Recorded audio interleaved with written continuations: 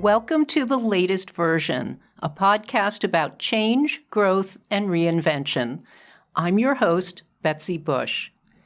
If you've been listening to this podcast, you know we talk about career pivots and midlife opportunities and retirements filled pursuing the passions you set aside for your serious career. If anything is stopping you from taking a first step towards that new life you envision, I invite you to listen to my conversation with Marta McDowell, because where she is now is not where she started out.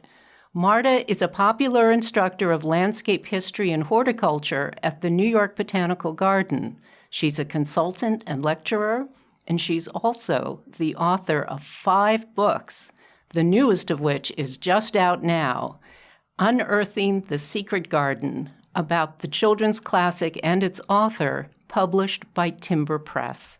Marta, I am so happy to have you on The Latest Version.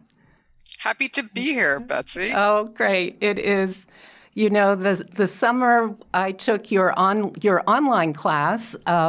We know each other, but we've never actually met in person because I took that wonderful landscape design history online last summer of 2020, when so many of us were looking for outlets and pursuits and ways to break through the isolation, and your class was just such a balm and just so wonderful.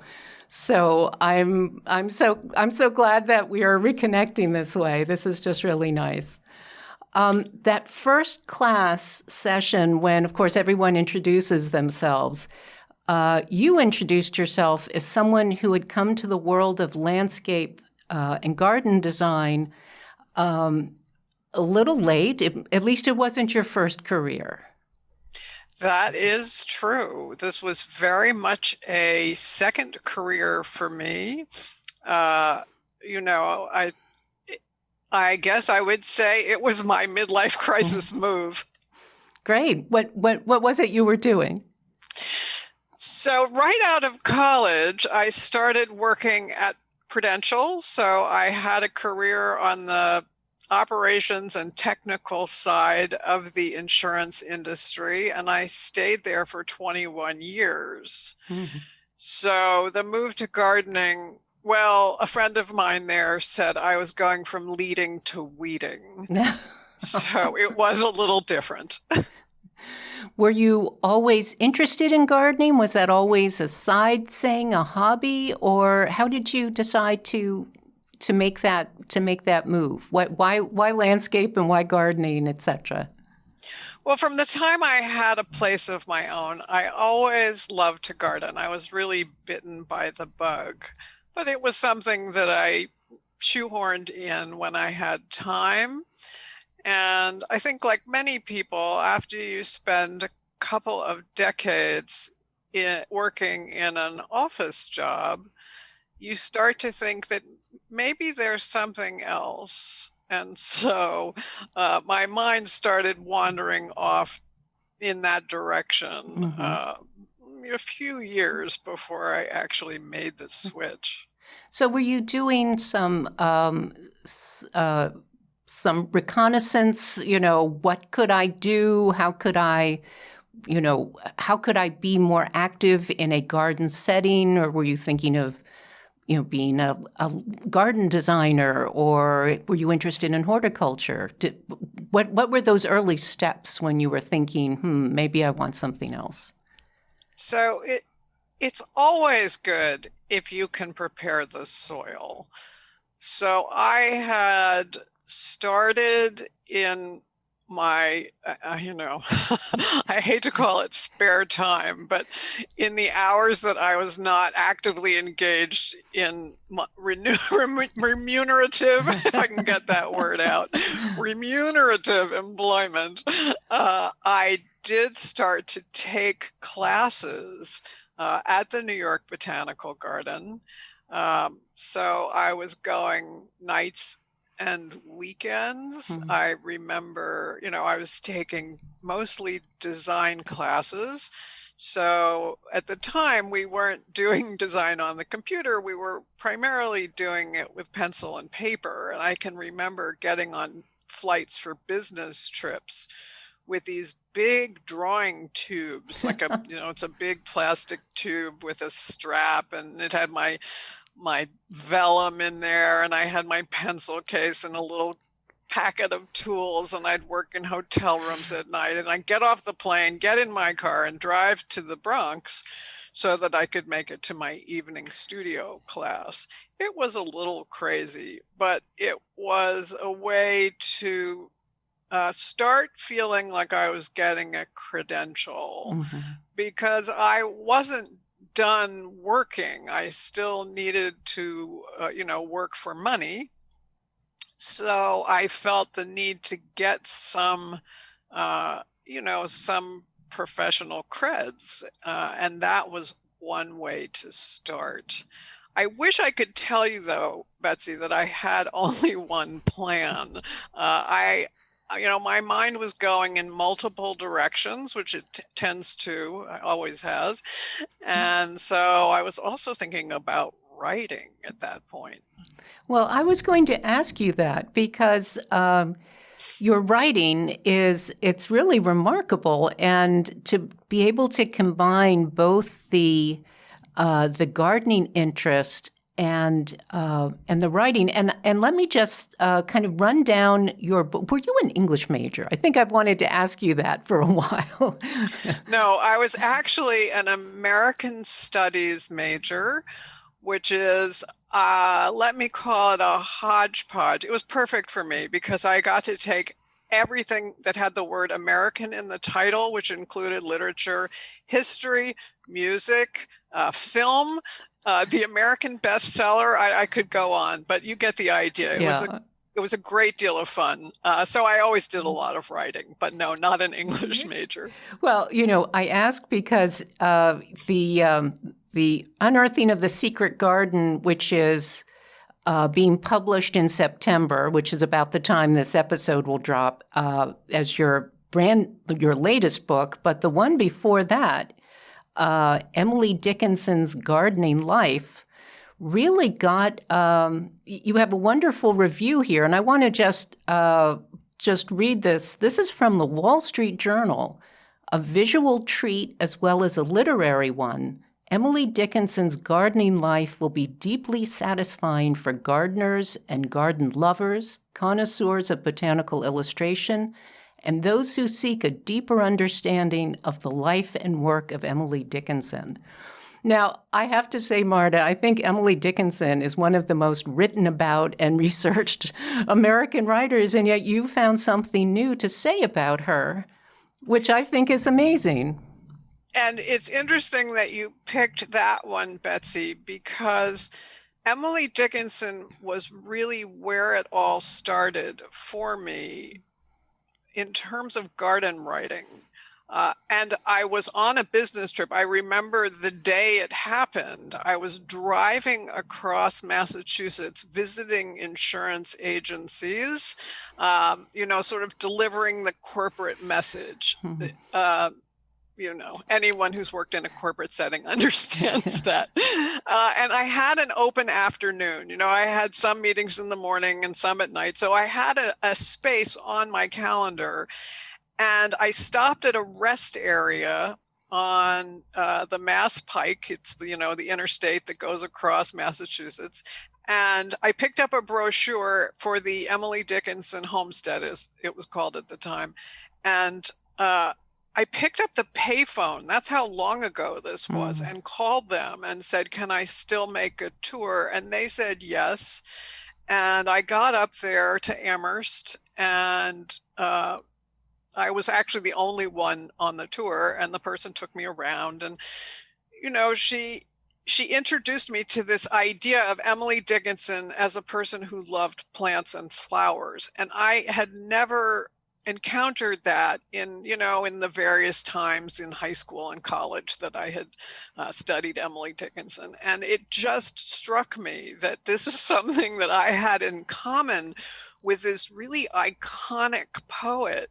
And I just thought this would be marvelous to write about. Oh my gosh.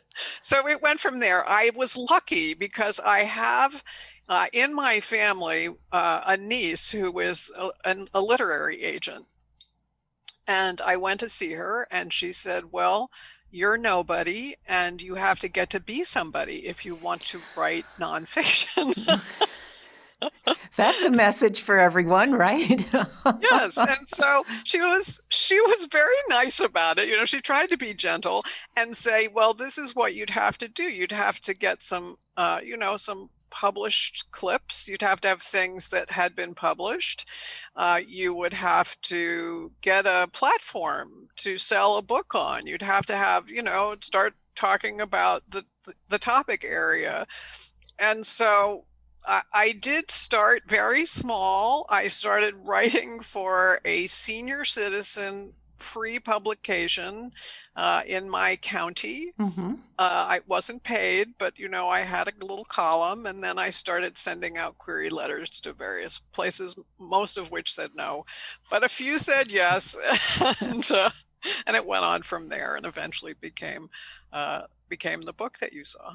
But that's really the kind of serendipitous, connections that happen sometimes, right? You realize, something clicks. Emily Dickinson was also a gardener. No one's written about her gardening and what it meant. And then you start looking at all the imagery in her poetry, and there's a lot of references to flowers and things like that. And then suddenly, it clicks. And then you found a way to get to that point. And that certainly was it your first book?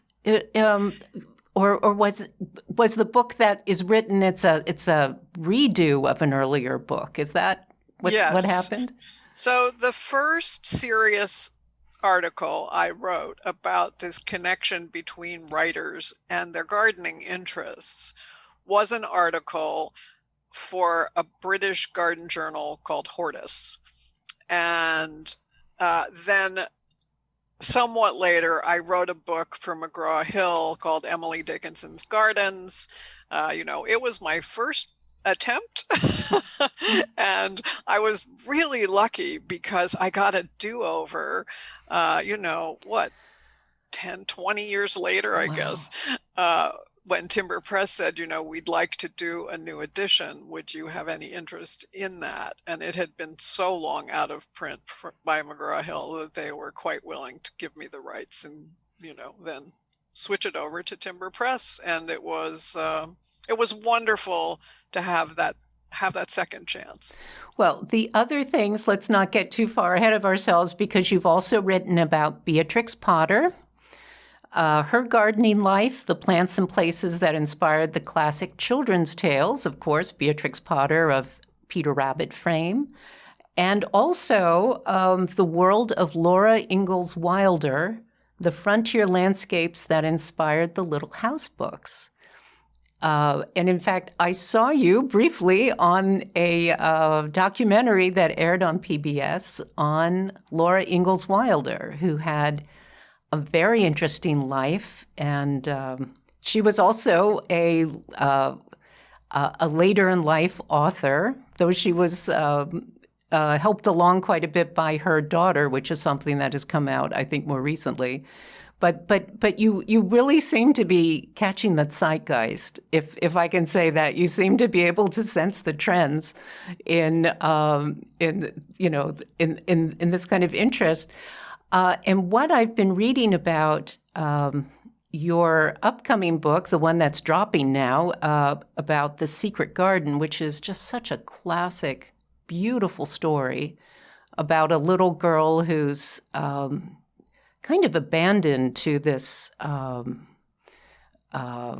caretaker, she's a ward of someone who's quite elderly, and this mysterious house. It's very English in a way, right? With kind of this mysterious house, and there's a walled garden that no one can get into, but this little girl makes a friend, and together they escape into this secret garden, and there's so much the renewal. Well, you tell me what you like about that story and what you found out about the author, Frances Hodges Burnett. Well, I always loved the book, The Secret Garden. It has this really spoiled young girl named Mary Lennox. I think I really, I sympathized with her, having been, I think, fairly spoiled as well. And she discovers a garden. It is, as you say, Betsy, it has this sort of Gothic feel. Someone described it as a Jane Eyre for children, right? She ends up at her uncle's estate in Yorkshire. It's very grim. He's lost his wife. There's a lot of mystery around it. There's a locked garden. She's not supposed to go there, but, through this series of circumstances and her own explorations, she finds the key and discovers gardening as a healing, right? Yes. So, and it expands on that theme. So this is someone encountering garden as a child. The author, Frances Hodgson Burnett, was someone who came to gardening later in life. That had appealed to me. Although she wrote, actually, from the time she was a teenager, she was a professional writer. She wrote this book after she had some really great losses in her life, particularly the loss of her elder son, who died of tuberculosis. She also loses a garden, the first real garden that she creates.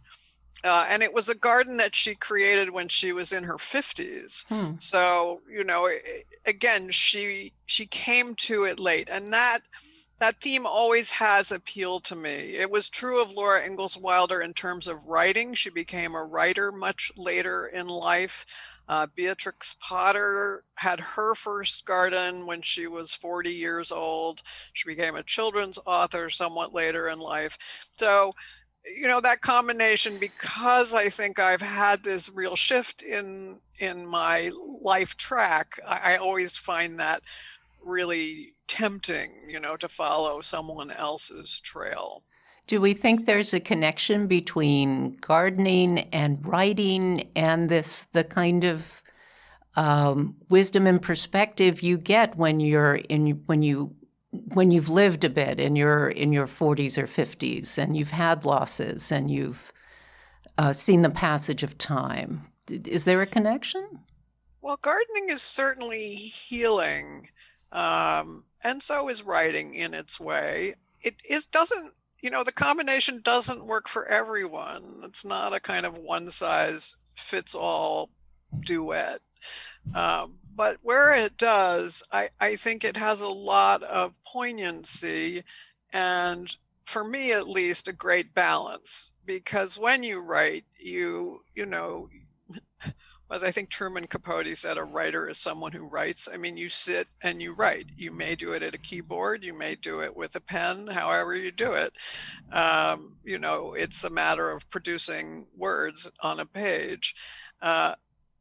Gardening is something where you are tending another life form, and it is responsive in a different way. For those of us who are, interested in ornamental gardening, you have flowers. If you grow vegetables, which I also do, it's there's that bounty aspect and the connection with nature that isn't really there. Yeah.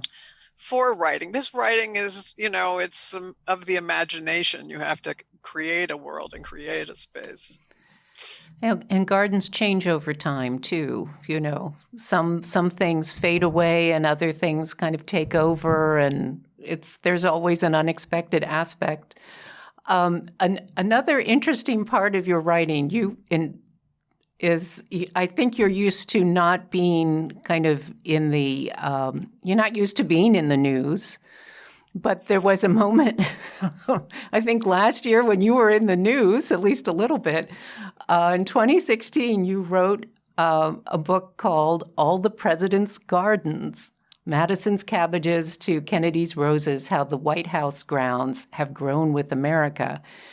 And there was a moment when the then First Lady, Melania Trump, had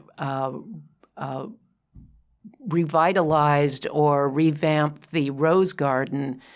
And there was a lot of criticism around that. And as someone who had written about the Rose Garden, you had to field a lot of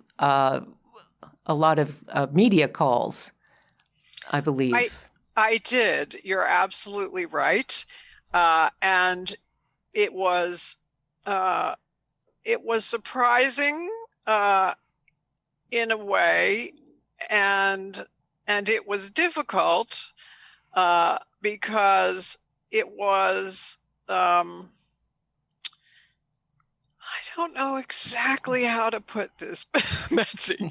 I think gardens really should not be, the same part of the political discussion. Although there are times when they have to be. And I also think people should get their facts straight. And there was a lot of criticism of, I think targeted at administration, which I had criticisms of as well. But when you targeted it at the garden and it was something I knew about, I knew it wasn't fair. Yeah. And so that was my stance, is let's get the facts right, regardless of whether we lean to the left or lean to the right. Yeah. And there were also ascribing, bad motives where perhaps that was not the case, which was also. Absolutely. Yeah. And, all of the right research had been done to make sure that the grounds of the White House were treated appropriately, and they would be aesthetically pleasing.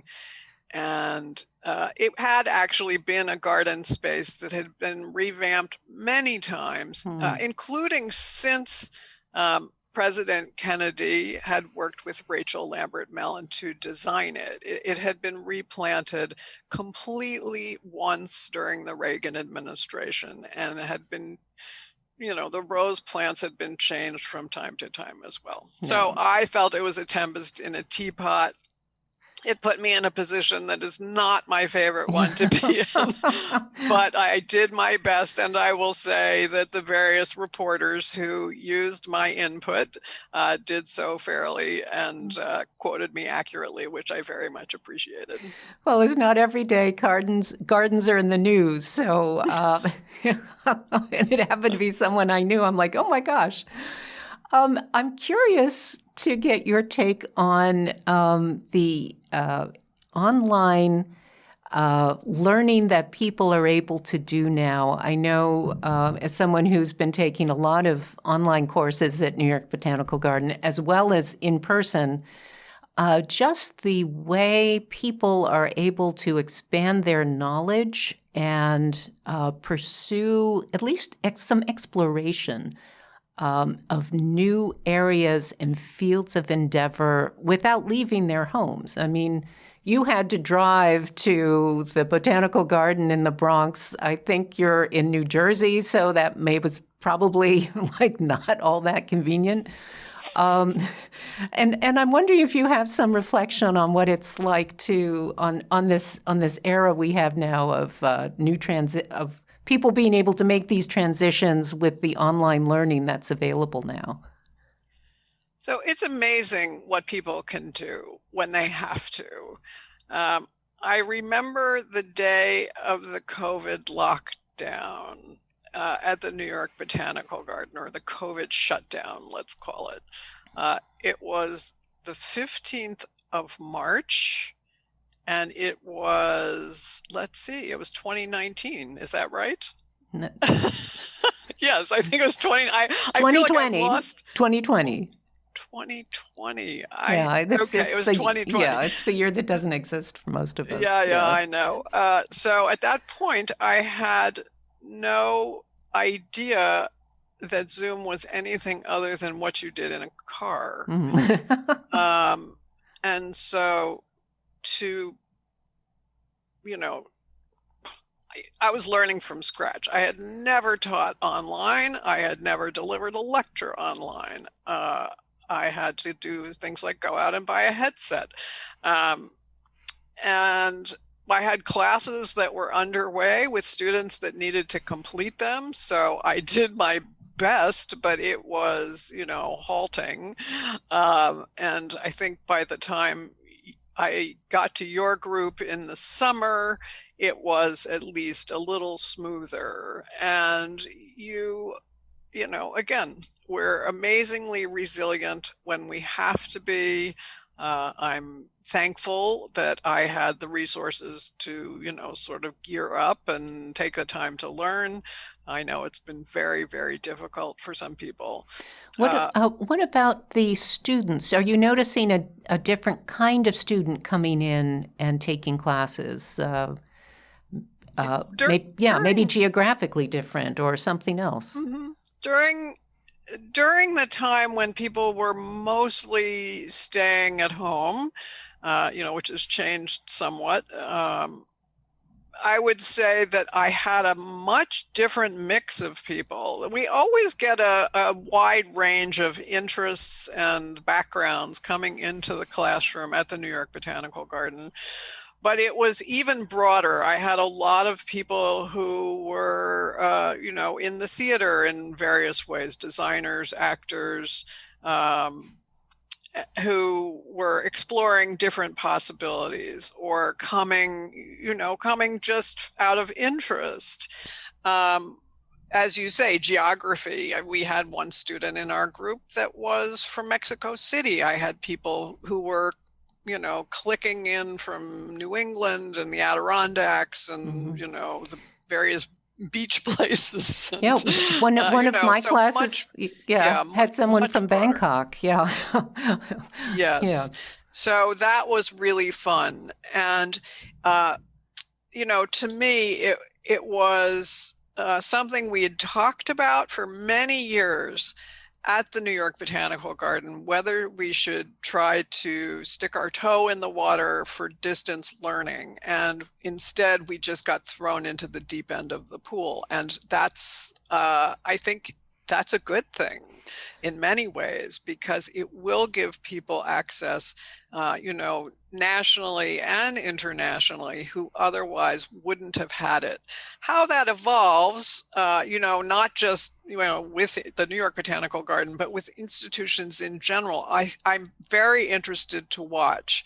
And whether people, the consumer end side of education, whether people will start demanding to have virtual access, and whether we'll be able to figure out some way to do it in a hybrid sense, where some people could be in person and some people could be at home or elsewhere. It seems strange, the idea of gardening over online, but in fact, there's a lot you can learn about gardening online, and I think that was also a surprise, and just so many different topics now. When I go online to look at what they're offering, you're able to offer a wide range of topics that could be of interest to a very broad audience. That, again, national or international. Yes. And, skills are still something I think best demonstrated in person, where you can look over someone's shoulder. But on the other hand, just, an example from a different realm, I knit, and knitting has stitches that are complex, and a lot of them. So when I need to learn one now, I used to open a book. I'd open my big Vogue knitting book and try to figure out diagram by diagram. Now I watch a video on YouTube, and I will tell you, it's much simpler, because you are actually watching and you can do it while they do it. So yes, I think that we have really stretched our imaginations in terms of what can be taught that way. I wonder, your life now is so different from the one you led as an insurance person. And I wonder if you sometimes imagine what things would be like for you if you hadn't left your job or if you hadn't had this opportunity. Do you ever think about what that parallel life might be like? I think I would be a less happy person, and I'd probably have ulcers. That's what I think of. And most likely, Emily Dickinson's love of gardening would also probably be unexplored. Who knows, right? Who knows? Right. That's, with that, we'd need a time machine. We need Doctor Who. I always finish my podcast by asking my guests what 3 pieces of advice they might have for others who are contemplating a similar journey, a similar pivot as you made. And I'm wondering if you have words of wisdom to share.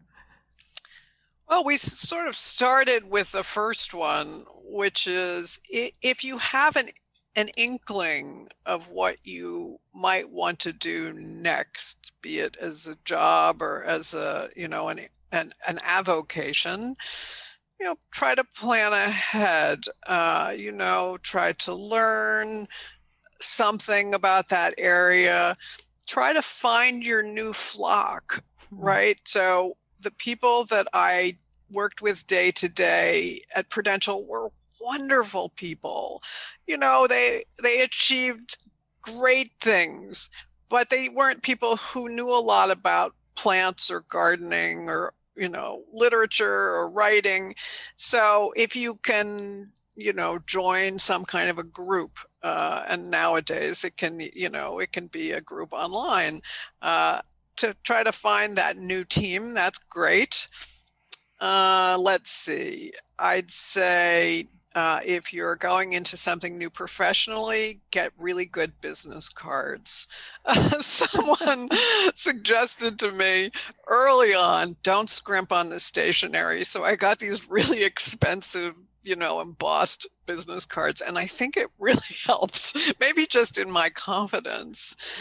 And I guess the last thing I'd say is don't be afraid of course corrections. Because you might kind of step off. For me, I was lucky because Prudential decided to, they were ramping up to go public. They had been a mutual company, and they decided to downsize the staff. So they really kind of funded my midlife crisis, and I had a little cushion that allowed me to complete my program in landscape design, decide that I was a little more interested in the horticulture side. And, so then I started getting little internships and first jobs in horticulture and to continue writing. And so, don't be afraid to say, well, I thought I was going to be interested in garden design, but I really don't want to spend my time at the drawing table. I want to be outdoors. Yeah, change your mind, shift a bit. I'm still trying to figure out what I want to be when I grow up. So amazing. Don't be afraid. Do you have another book in the works now that the Secret Garden book is just about to appear on shelves? Oh, well, I have, this stack of books from the library. And they're all murder mysteries. They have some garden or horticultural theme. Murder in the garden, is that it? Or is Gardening Can Be Murder is the working title. Actually, it was somewhat inspired by COVID in that I needed a topic that I could work on that did not require a lot of archival access, which was very difficult when the libraries were not admitting visitors and, we're down to skeletal staff. So it was something I could do in the meantime. And, murder mysteries are great, they're like cotton candy. The garden plot thickens. You may be getting ready for your next career as a mystery writer, Betsy. Marta McDowell, this has been absolutely so much fun, absolutely delightful. Thank you so very much. Really enjoyed it. Thanks for the invitation, okay, Betsy. Take care now.